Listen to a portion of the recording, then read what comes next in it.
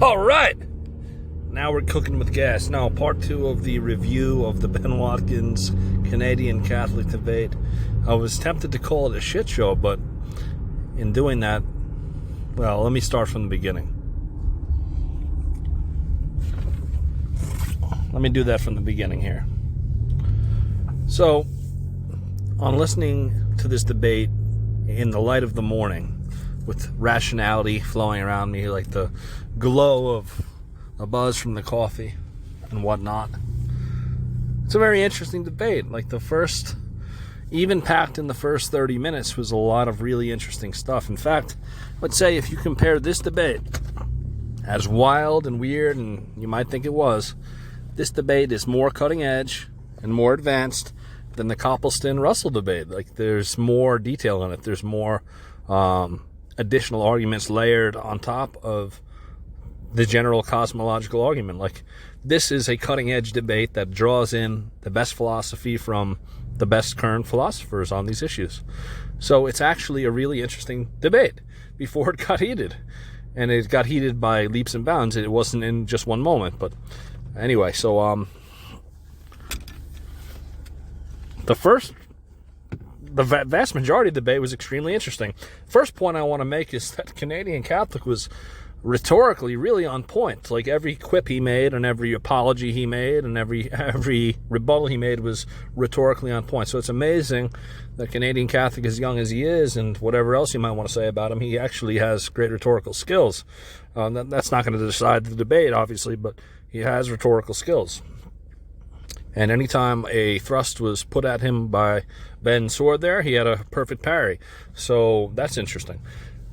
More to the actual meat of the debate, the intellectual meat, is that when Ben Watkins was given ample warning that Canadian Catholic did not want to focus solely on his original first argument, that he was going to shift gears at a certain point. At a certain point to the secondary argument, the ontological argument. Ben had ample warning of that. And I think CC said twice that he's moving forward to this new argument. And Ben acknowledged that it was a new argument. And most importantly is that once Canadian had presented his second argument, the ontological argument,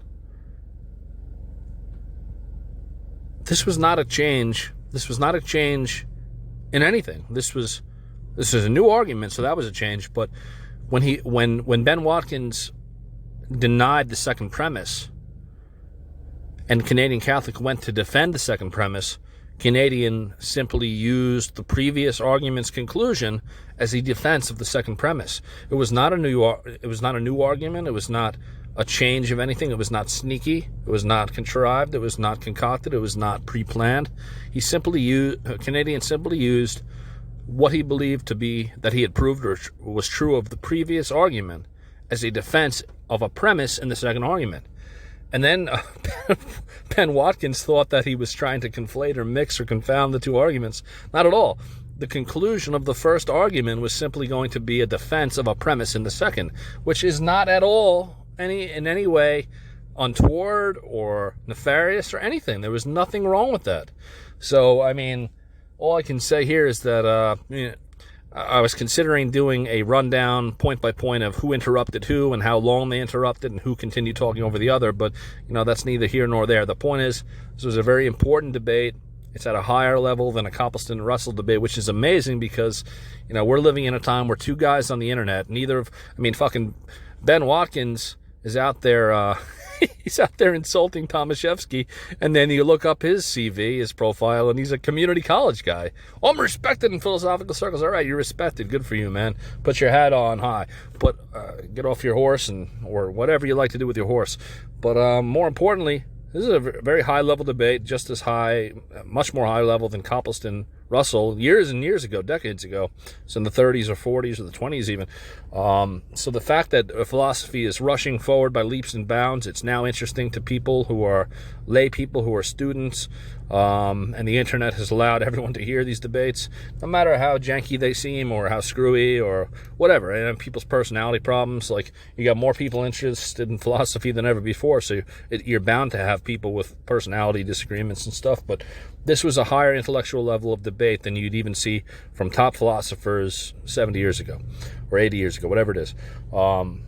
That's amazing. It's the same way like current athletes. Like current athletes, when they fight, they're compared to older athletes, and sometimes an older athlete is great, but generally speaking, the quality of athletes gets better over time, and the quality of philosophy is getting better over time because people are figuring out new rebuttals, new counter rebuttals, and that's an amazing thing. But just to sum up, I can't keep talking here because it's just part 2, and I got things to do. But watching this for the second time in the clear light of day with my head steady, and I'm trying to listen to this debate a few times. It's basically some rube from Arkansas, Ben Watkins, getting angry because he's dealing with a shyster from New York selling him the Brooklyn Bridge.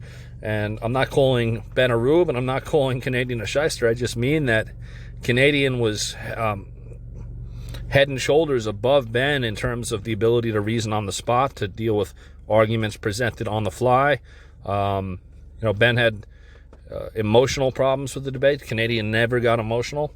He apologized. He tried to take things down a notch. Like, I don't know, I'm going to give Ben the benefit of the doubt and say he was having a bad day, but that was not a way to acquit yourself as somebody who's supposedly respected intellectually and in philosophy, and then to disrespect your host, disrespect scholars who are not present, get emotional. I mean, that was crazy because nothing up to that point had led to that. Yeah, they were interrupting and talking over each other at points. I can't repeat myself too much. I mean, Canadian offered to change the flow and the dialogue of the debate. Ben said, no, it's fine. So, I'm going to end it there. But, I mean, sorry, Ben. You didn't come out looking good on this one. And it's a discredit to real theology. So, keep your cool better next time. And especially when you're dealing with a younger person who you might want to convince, like perhaps your worldview is true. And perhaps Canadian misunderstood your responses. And maybe he's wrong. But that is not a way to behave. Like, maybe your head got to you, maybe your ego got to you because you were on a stage somewhere, but that's not the way intellectual discussions work. It doesn't matter if you come away thinking you're better. The fact is, you got schooled in the sense that you didn't have proper replies or proper understanding of the arguments. You could still be right, but you got schooled in that sense. And you're not going to escape from that. And I would say my advice from you, and this video will probably come down in a few days because I'm just doing it for fun, just to screw around on YouTube.